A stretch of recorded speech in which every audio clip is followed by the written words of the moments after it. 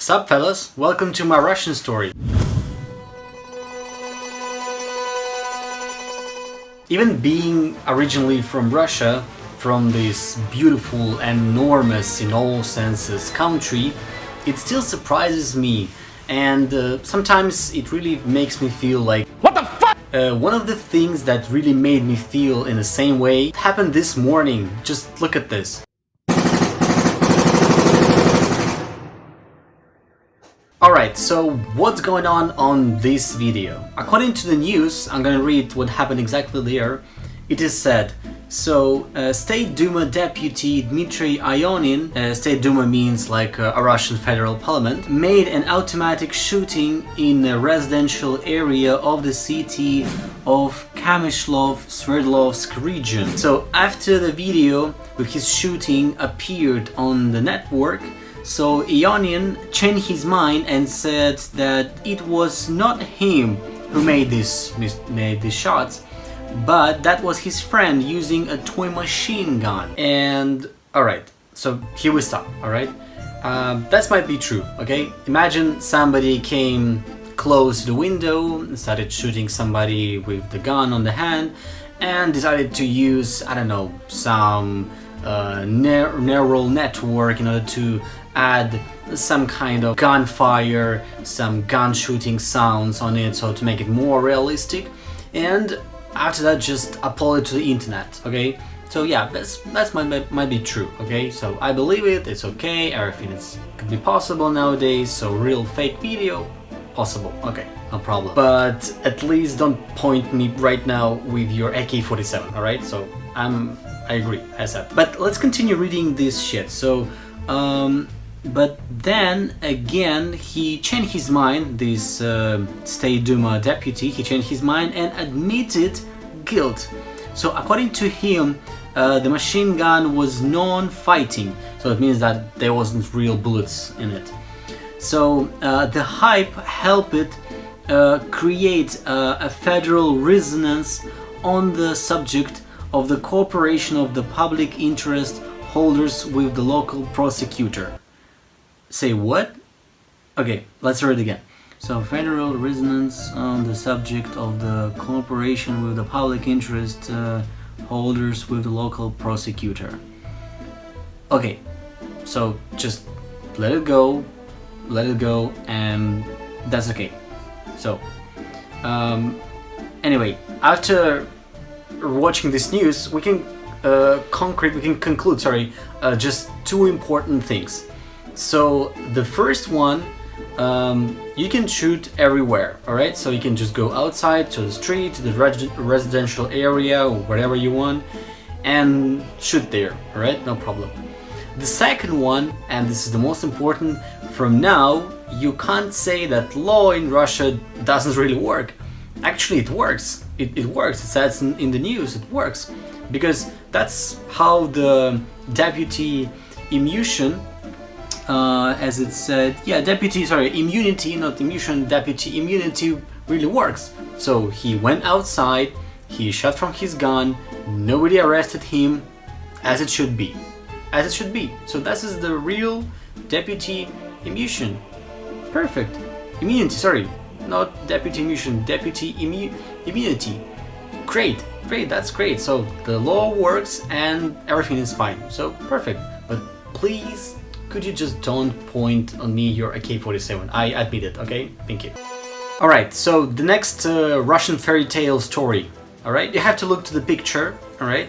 Looking at the picture, you can see the next thing. So for a long time, on the outskirts of Lipetsk, a Russian city, there were several holes on the road, which ultimately picturesquely formed an interesting pattern, which basically means a dick. Residents repeatedly complained about the broken road on the local administration, but the administration did nothing, okay?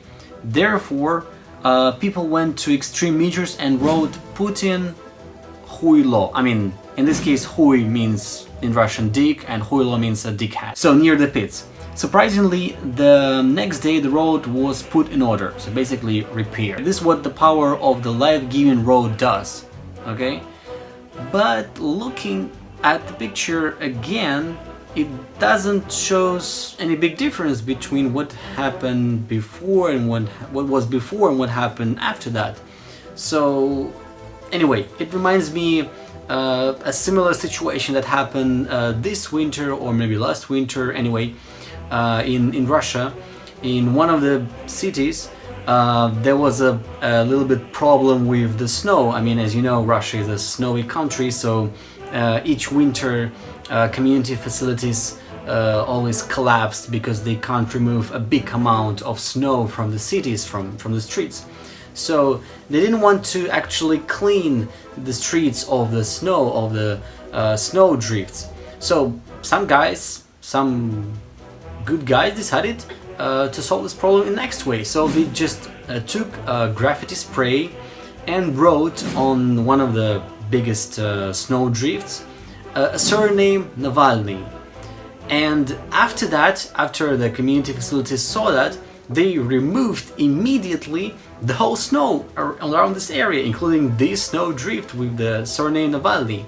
So I mean, why they did that? Why? Because why the surname Navalny is so important in order to remove the snow drift, or for example to repair a road or something like that. The thing is that Navalny is a famous Russian opposition leader that is fighting against a present Russian government. He's fighting for the justice, protecting the human rights, etc. And the very stupid and curious thing is that imagine community facilities didn't want to change anything, didn't want to clean the streets, so it was okay that a huge mountains of snow cover all the streets and people can't walk there on winter, so it was even impossible to walk and go somewhere. And just writing the surname of Navalny on it makes the community facilities to remove it immediately, because his surname is forbidden. It's actually forbidden. I mean, it's forbidden to invite him to the national television, for example, and it's even forbidden to write his surname on the snowdrift. So imagine how funny was it when actually they cleaned the street just because of his surname. So the same happened here with the Putin as a dickhead. So you can imagine the scale of this humor that of the comedy that happens in Russia right now. So the third Russian story I'd like to share with you, it actually didn't happen in Russia, yeah, but it's strongly related and connected to Russia. So just watch this video. Dig them out of this hole. They came into this looking absolutely fantastic.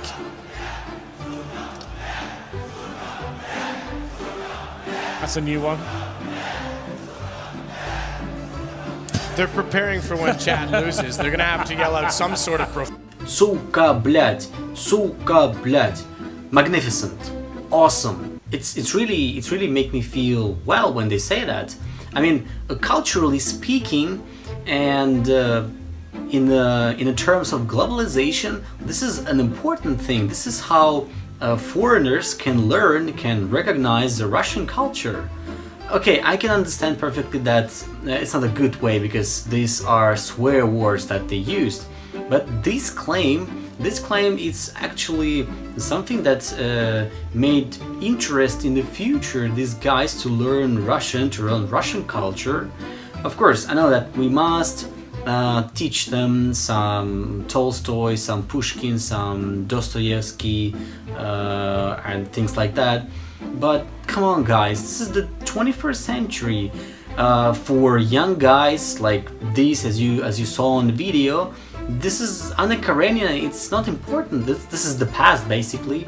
But suka BLYAT, yeah, pizdets, nahui, BLYAT. It's something that makes them feel connected to Russia, makes them feel connected, like, for example, this bottle of vodka or this warm hat, you know. So these things are quite important, and I think suka BLYAT, this is a very good and strong thing, culturally speaking, that, for example, in the future, maybe, yeah, as I said, can make you want to learn Russian after pronouncing these swear words.